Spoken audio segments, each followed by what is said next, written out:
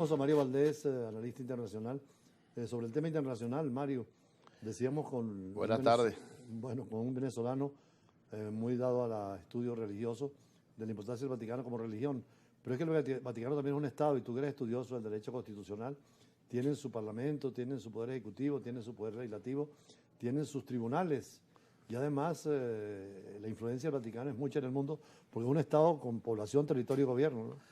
Siendo el país más pequeño del mundo, sin embargo, tiene todas sus instituciones, funcionan, pero además tiene un poder inmenso, porque el Vaticano y el Papa están metidos en todas las situaciones del país y funcionan, forman parte de las comisiones negociadoras, buscan salidas y soluciones a los grandes conflictos, están metidos pacificando en los temas de la guerra, pero además de eso, el Vaticano pues siempre ha sido así, toda la historia de la humanidad. Y sobre todo para el mundo cristiano, en América Latina, Iberoamérica, e inclusive el Papa tenía mucho interés, lo comentábamos, en el mundo oriental, porque China es un gigante que despierta y hay mucha religiosidad en el fondo de esos pueblos.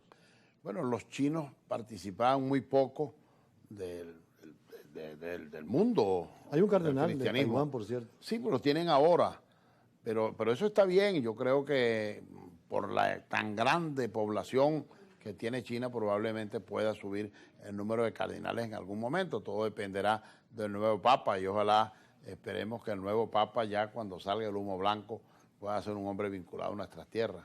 Bueno, los africanos están también interesados, aunque tuvieron ya un africano de origen francés, el cardenal de Argelia, pudiera ser un hombre muy moderado, pero los africanos, al contrario de Papa, son muy conservadores en materias como que el Papa Francisco adelantó. Los candidatos africanos, tanto del Congo como de otros países, son medio conservadores. Creo que van a buscar ahí un hombre que sea de diálogo entre todos. Los tiempos de hoy en el mundo dicen que hay que evitar la guerra, que hay que evitar las confrontaciones, que es necesario hombres y mujeres que tiendan al diálogo, que busquen la vía de la conciliación. Y el cónclave del papado pudiera ser un gran ejemplo nuevamente para el mundo entero de que es necesario parar las guerras, de que es necesario buscar el diálogo, porque es que la vía del entendimiento es todo. No, yo estoy seguro que de allí, mi querido embajador, va a salir una propuesta de conciliación. Que es gravísimo, los ataques entre India y Pakistán que tienen bombas atómicas los dos estados y que están respaldados cada uno por las grandes potencias. Hoy en día cualquier conflicto, por pequeño que sea, puede convertirse en una guerra mundial. Es que el mundo y el Medio Oriente, Europa, la China, la India entró ahora en una disputa en la cual no había entrado desde hacía tantos años y sin embargo estamos viendo la reacción que tiene. Además, entonces el peligro que ello implica de ahí, de la necesidad de un apaciguamiento. Ojalá que en Moscú, que se reúnen también a celebrar la victoria, no solamente de los rusos, sino de los aliados, porque los franceses, los americanos y los ingleses lucharon también junto a todas las tropas rusas que fueron las que entraron primero a Alemania, se lleguen también a acuerdos para evitar conflictos y problemas. Yo siento que ese cónclave que hay hoy en Rusia, porque ese es un cónclave también, sí, en otra dirección. Es un cónclave en otra dirección. Un cónclave político, el otro religioso. Un cónclave político se está suscitando. Vea usted, pareciera una coincidencia, pero la importancia que tienen los dos eventos, porque en los dos eventos se está discutiendo la posibilidad de parar cualquier enfrentamiento mundial que pueda presentarse, porque tanto la India como los otros también tienen sus armamentos y los chinos. Entonces toda esta situación, eso yo celebro ese encuentro y creo que eso debe seguirse celebrando porque es preferible que se hagan estos encuentros, que se busquen una salida y de allí debe salir algo interesante como seguramente saldrá en el cónclave papal. Ahora tú estás marchando mucho en la cultura en la parte internacional, pero en el nacional también está llamando al diálogo y a la negociación. Yo siempre he sido un defensor de la democracia y he sido un defensor de la pacificación. Sí, cuando joven seguramente tuve oportunidades de participar en algunos hechos, a veces me siento arrepentido de algunas cosas. Esa izquierda radical que había acá emocionada con la revolución y el comunismo. Bueno, era el mundo de la revolución cubana, era otro momento. Y los jóvenes éramos muy rebeldes. Bueno, Vargas Llosa estaba en esa línea, que después el mismo Sartre. Todos estaban allí. Y todos fueron influenciados por Fidel. Y después con el tiempo fueron cambiando, como hemos ido cambiando todos, Claro. porque es que la dinámica lo va llevando uno a eso. No, y que Sí. la democracia es lo mejor, la defensa de los derechos humanos plurales, la convivencia, no a fusilar a nadie. Bueno, yo por lo menos no puedo sino hablar por mí, por lo que yo profeso, por lo que hago, por mis acciones. Yo soy un pacifista en potencia, yo creo que a la gente no se le debe andar condenando ni por lo que hace, ni por lo que hace, no, por lo que piensa o lo que dice, sí, la libertad de pensamiento.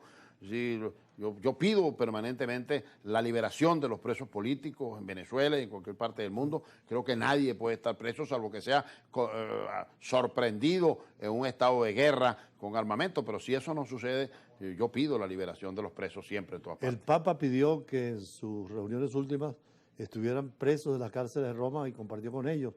Es que la prisión es horrible, es deshumanizante. Por eso la pena de muerte ha sido abolida en casi muchos estados, salvo los Estados Unidos, entre otros. Está probado psicológicamente, sociológicamente, científicamente, que todo individuo que va a la cárcel cambia Claro. en gran medida su modo de vida, su manera de ser.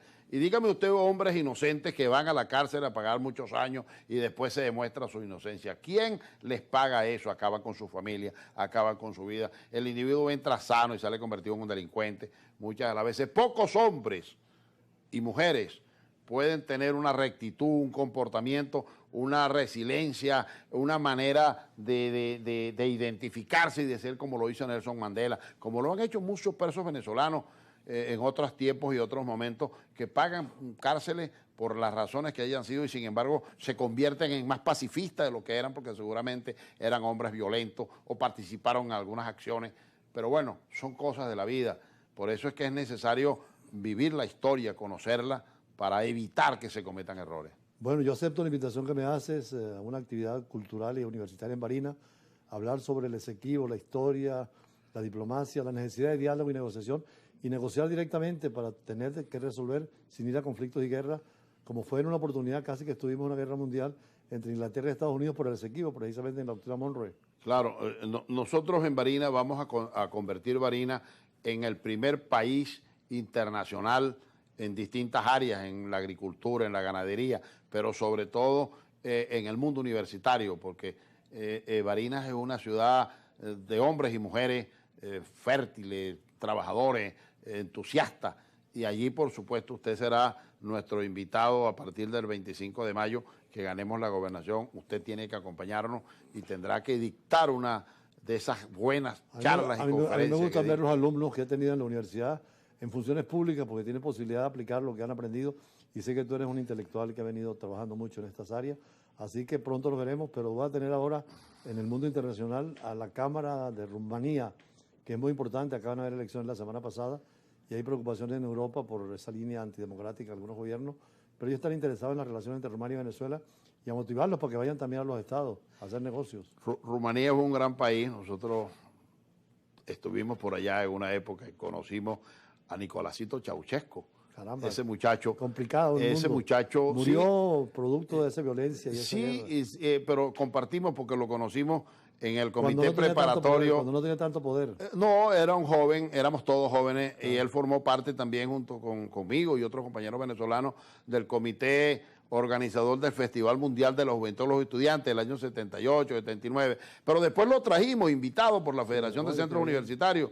Era el presidente Julio Casa y yo era representante en el Consejo Universitario, estaba Vladimir Villegas y un grupo de estudiantes, y él compartió 3 días con nosotros. En ese momento era un tipo extraordinario, extrovertido, simpático. La vida es esa, y compartió, y después, bueno, terminó terrible, como terminan todos los que cogen ese camino. El poder deforma y enloquece muchas veces. Pero eso se ve en ese tipo de gobierno, en la democracia como la que vivimos y como la que estamos y la que nosotros fortalecemos.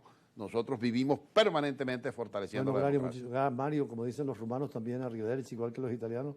Nos veremos pronto y vamos a hablar con los rumanos en Venezuela de la Cámara de Comercio, que es tan importante. Gracias.